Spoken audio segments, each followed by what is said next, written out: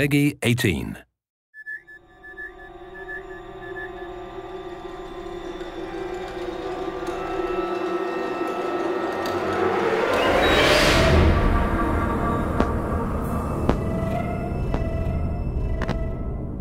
Essentially, tension comes from unanswered questions. Tension comes from anticipation. When you're kind of dealing with suspense and horror, you really have to get to know characters and really have time with them to really understand and feel the loss of when they are taken by the aliens.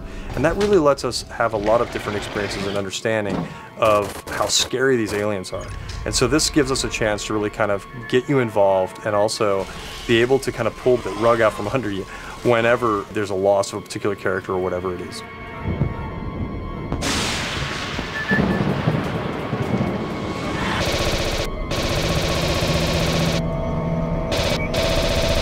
When you can survive an encounter, beat them, man, that's when you feel like a badass.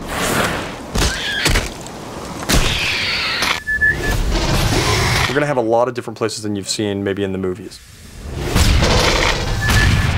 So we're going to be able to see places that you are familiar with, like Hadley's Hope. It's after the atmospheric processor has blown up, so it's been very torn up. Hey, Winter, you are a badass, man! And it kind of had an explosion that explodes up, not out, but nonetheless, it still had an impact on what happened to some of those areas that you were familiar with. So you now get to come back in there and see them in a destroyed or distressed state that you didn't see before. You'll be able to explore areas that you hadn't seen in the movie. For example, being on the Sulaco, we'll have a lot more time to spend with the Colonial Marines there, as well as getting closer to areas that we've all wanted to see, like the jockey ship that we'll be able to explore more in and around. You want to have the lighting, the feel, the surfaces, the characters, the equipment, just everything that you would have seen in the movie. You want to have that be as accurate as possible. You know, Sid Mead did the original designs for the Sulaco, and he's helped us realize how the rest of that ship looks. Great. Now my friggin' tracker's broken. Just watch the red dots. That's what I'm telling you. Motion tracking, you know, that ping, and then when you hear the blip, when the aliens are actually in the vicinity. It's such an iconic sound, and when we got the source material for 20th Century Fox, the actual audio that was recorded and Foleyed and some of the other stuff that was digitally produced, man, it's so exciting to be able to play with that content and then work that content into the game.